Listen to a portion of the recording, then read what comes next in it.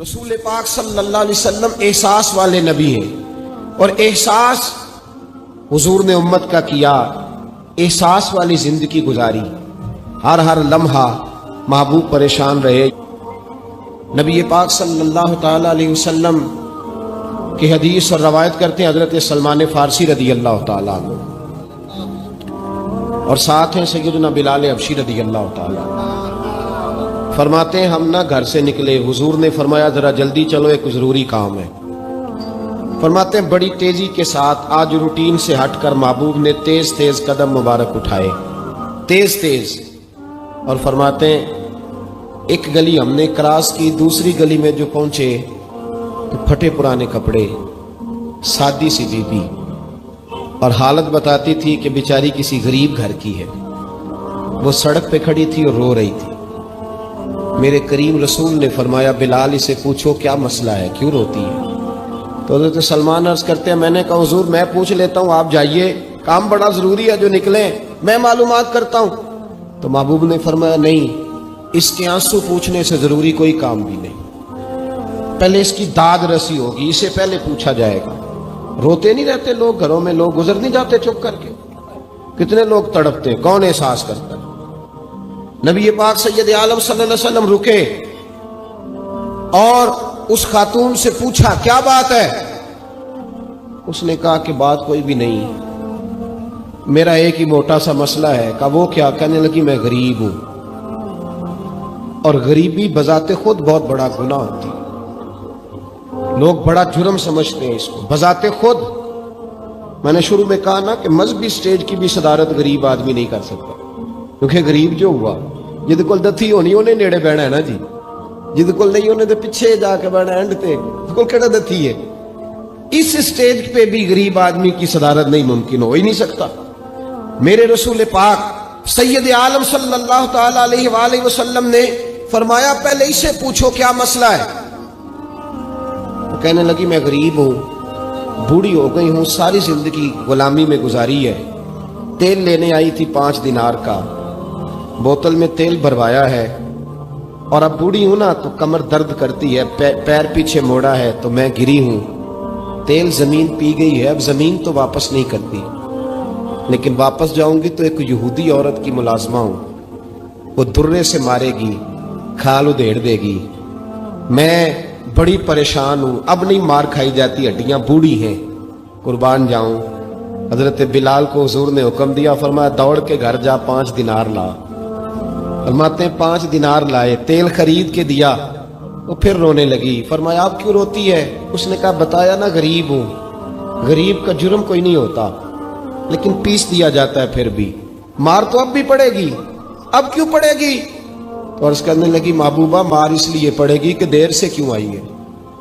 تو میرے کریم رسول اور وہ بی بی حضور ابھی آئے ہیں مدینہ طیبہ، امام یوسف صالحی فرماتے ہیں ابھی آئے تھے حضور، سبل الہدیٰ والرشاد کے مصنف کہتے ہیں ابھی آئے تھے نبی پاک، وہ جانتی بھی نہیں تھی۔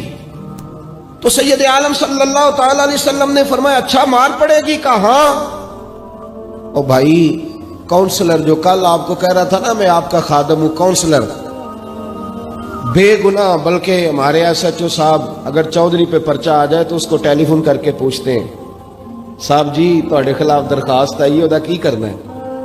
تو غریب آدمی بیچارہ، اس کی غلطی یہ تھی کہ وہ غریب تھا تو اس نے ریڑھی لگا لی چوک میں، اس کو دبوچ کے لے گئے، تینوں پتہ نہیں ایتھے نہیں کھلوئی دا، تو اس کے پاس کل انویسٹمنٹ ہی 5000 تھی، سارا لے گئے۔ پھر وہ کونسلر صاحب کے پاس چلا گیا، سر میرے نال چلے آ دے ذرا میں تھانے جانا ہے۔ انہوں نے کہا گڈی کرائی ہے، پیسے ہیں نہیں ایویں تھانے جائیدا ہے۔ اب وہ گاڑی لایا ہے، پتہ نہیں کہاں سے لایا ہے، تھانے پہنچا ہے، اور یہ ہے ہمارا حال کہ وہ SHO بھی بیٹھا ہے کرسی پہ اور کونسلر بھی کرسی پہ بیٹھا، اور وہ غریب پیروں میں بیٹھا ہے اور ہاتھ باندھ کے کہہ رہا میری ریڑھی دے چھڈو، میریاں 4 دھیاں نے تو میں شامی کھانا کھڑنا ہے۔ کدھر گیا امت کا وہ ذوق؟ ساری زندگی نعتیں سننے والوں بتاؤ تو صحیح نعت نے تاثیر کیا دی ہے روح؟ اگر ابھی بھی گھاڑی غریب کے پاس کھڑی نہیں ہوتی تو پھر کیا اثر ہوا ساری زندگی نعت سننے کا؟ میرے مصطفیٰ کریم سید عالم صلی اللہ تعالی علیہ وسلم نے فرمایا اس خاتون سے یہاں کونسلر ساتھ نہیں جاتا، کہتا ہے کر دیا ٹیلی فون، سویرے 9 بجے پہنچ جانا، اور کائنات کی سب سے معزز شخصیت حضرت سیدنا بلال حبشی رضی اللہ تعالیٰ عنہ فرماتے ہیں میرے نبی پاک نے فرمایا بی بی چل میں تیرے ساتھ چلتا ہوں. گویا اللہ کی ساری رحمتیں اس کے ساتھ ساتھ چلنے لگی. اور آگے آگے نہیں, ساری کتابیں پڑھ لو, وہ پھٹے پرانے کپڑوں والی بی بی آگے آگے اور اللہ کے کریم رسول پیچھے پیچھے. ساری گلیاں اس نے پھرائی, مدینے کی صحرا آ گیا.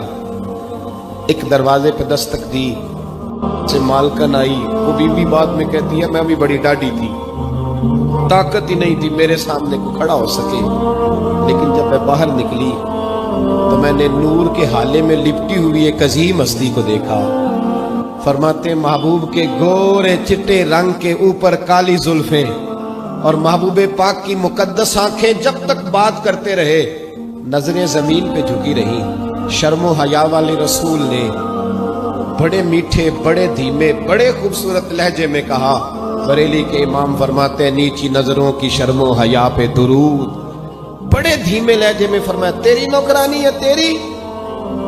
عورت کہتی ہے میں تو حضور کے جلووں میں محو ہو گئی کہ سادگی میں اتنا حسن میں نے دیکھا ہی نہیں, تیری نوکرانی ہے. کہا تو میرے محبوب نے فرمایا بیچاری کی غلطی کوئی نہیں, اسے مارنا نا, اس سے تیل گر گیا تھا, نیا خریدتے دیر ہو گئی, رو رہی تھی تو میں سفارش کرنے آیا ہوں.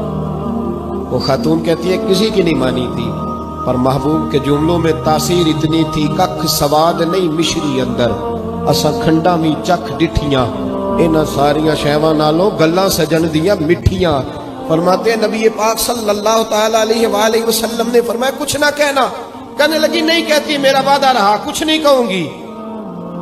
اب میرے حبیب نے پھر نظر اٹھائی اور اس غریبنی کی طرف دیکھا اور فرمایا تو اگر کہے تو میں جاؤں, تو اگر کہے تو میں خود بھیک دے, خود ہی کہے منگتے کا بھلا ہو, تو اگر کہے تو میں جاؤں.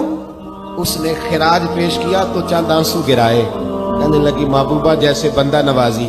حضور نے رخ پھیرا, حضرت بلال کہتے ہیں میں پیچھے رہ گیا تو وہ دونوں بیویاں دوڑ کے میرے پاس آئیں. کہنے لگی بتا تو صحیح ہے کون, یہ بتا تو صحیح کون تھے. تو حضرت بلال کہنے لگی تم نہیں جانتے. جناب بلال فرمانے لگے یہی تو ہیں جنہیں اللہ نے سچا رسول بنا کے بھیجا ہے. بیبیاں دوڑ کے آئیں. کہنے لگی محبوبہ دروازے تک آئے ہو تو خالی تو نہ لوٹاؤ, مہربانی فرماؤ ہمیں بھی کلمہ پڑھا دو. بھائی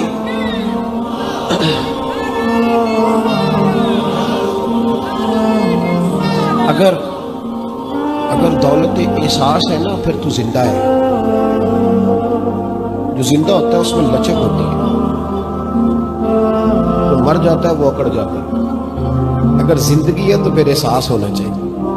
اگر تیرے اندر زندگی ہے تو پھر احساس ہے, اور اگر تیرے اندر احساس نہیں رہا نا تو پھر زندگی زندہ دلی کا نام.